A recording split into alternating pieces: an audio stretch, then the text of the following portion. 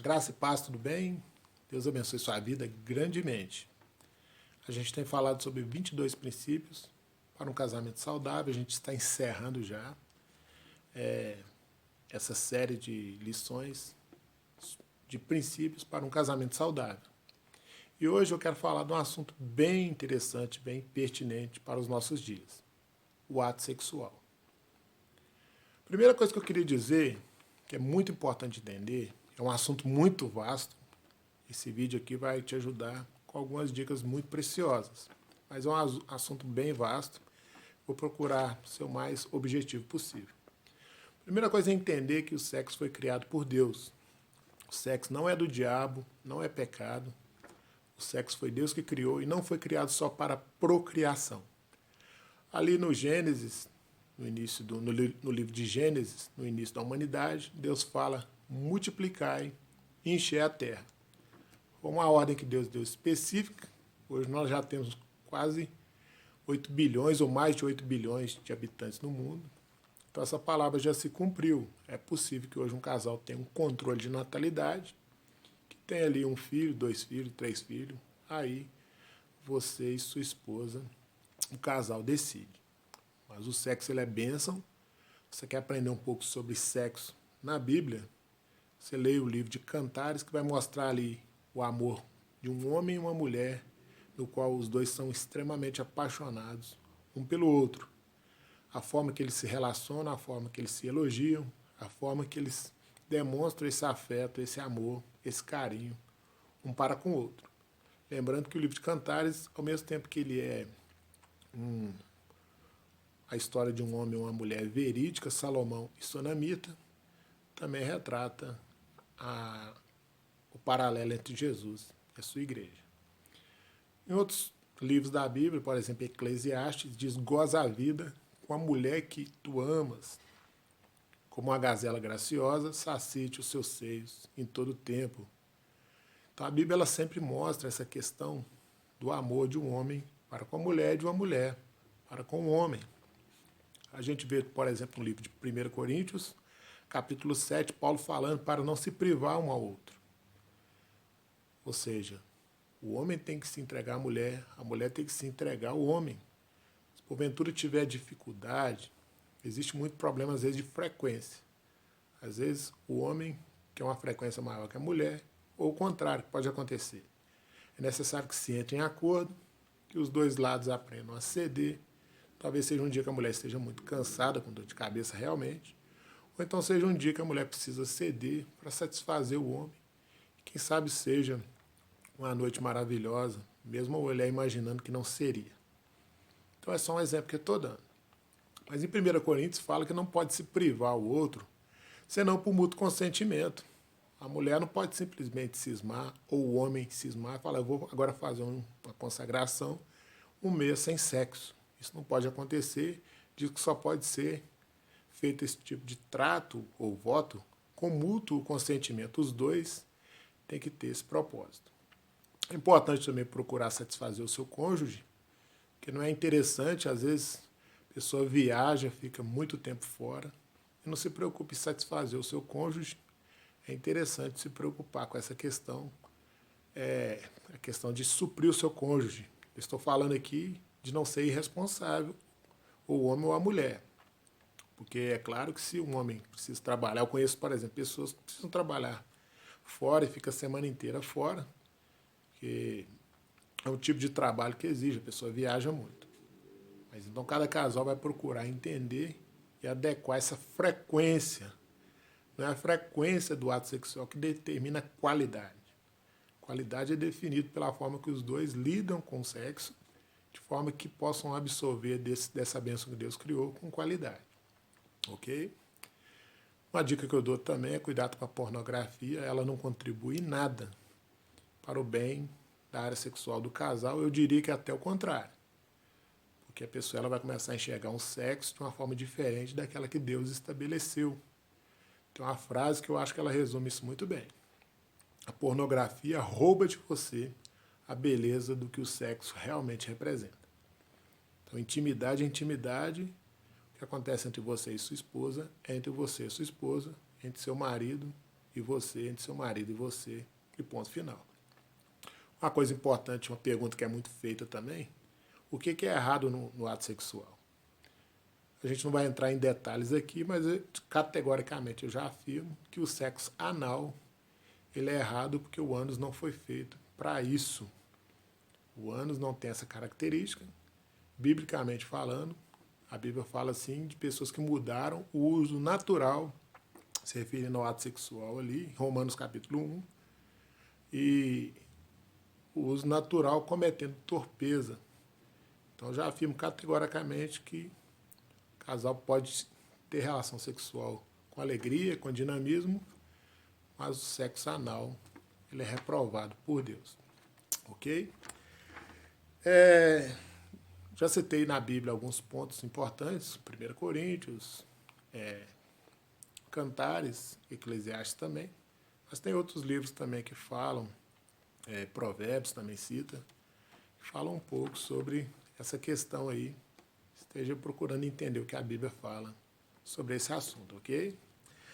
Gostaria agora de dar algumas dicas importantes para o homem e para a mulher. Eu vou dar a dica para ambos aqui, para não ter que colocar separadamente. Primeira coisa, é importante cuidar da higiene pessoal. Porque às vezes o seu cônjuge não vai ter coragem de falar para você, embora a gente tenha que ter liberdade de se expressar. Eu acho que a primeira pessoa que a gente tem que ter liberdade de falar uma coisa e também de ouvir é do nosso cônjuge. Não é interessante que outra pessoa fale. O ideal é que o seu cônjuge fale. Então é bom a questão da higiene pessoal, a questão de se perfumar. Às vezes a mulher não gosta de barba, o homem deve se barbear, ou então ela gosta. Isso é uma questão muito particular. Mas a questão da higiene é que eu estou mencionando aqui. Às vezes a pessoa não cuidar da higiene pessoal é algo que vai atrapalhar muito a questão do ato sexual. Então é muito importante resolver a questão de mau cheiro debaixo do braço, mau cheiro nos pés, que é a chulé, mau hálito, tem que escovar o dente constantemente, tomar banho.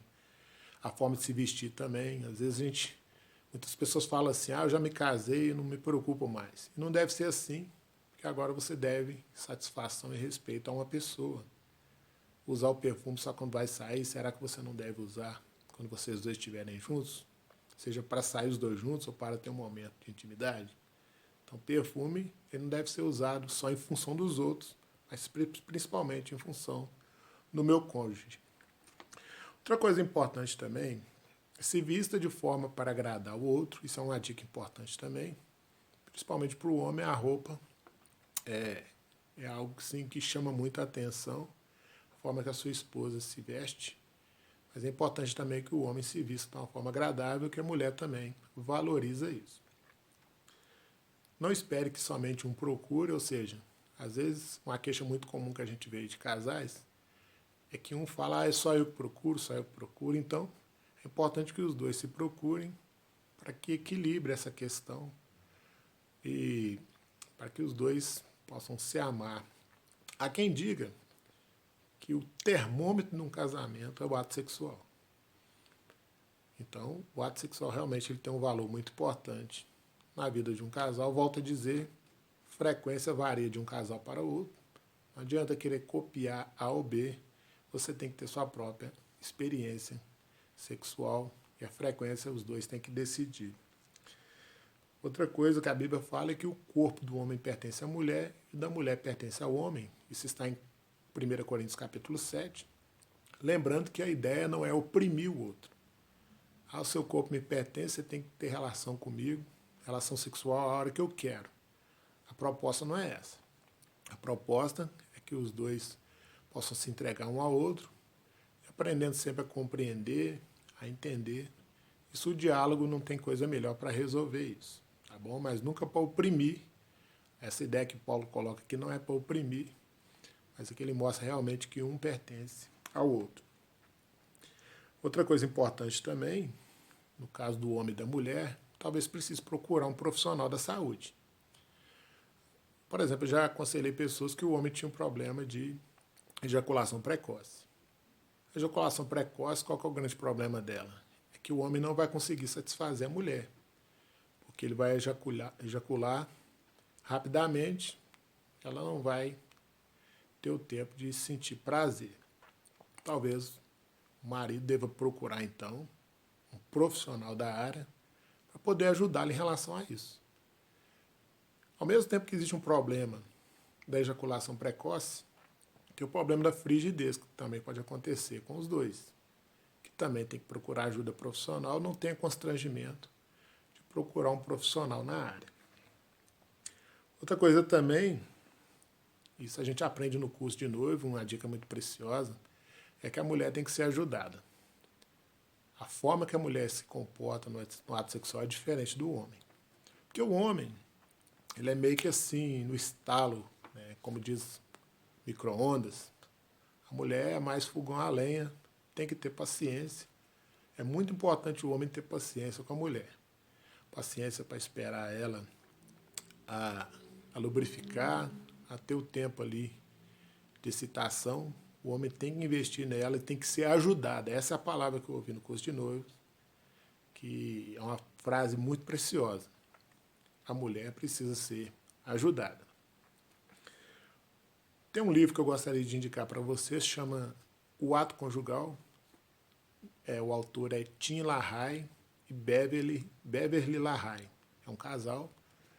Não sei se você vai achar esse livro de papel, ainda existem, eu já encontrei, mas você pode pesquisar que pelo menos para comprar ou então digital, você deve conseguir. O Ato Conjugal vai responder várias perguntas sobre sexo e também tirar muitas dúvidas muito comuns sobre sexo na gravidez, sobre aquelas dicas do corpo humano, como entender o corpo humano, como entender o clitóris da mulher, como entender como fazer o outro chegar ao orgasmo, coisas assim, ele fala de uma forma bem detalhada.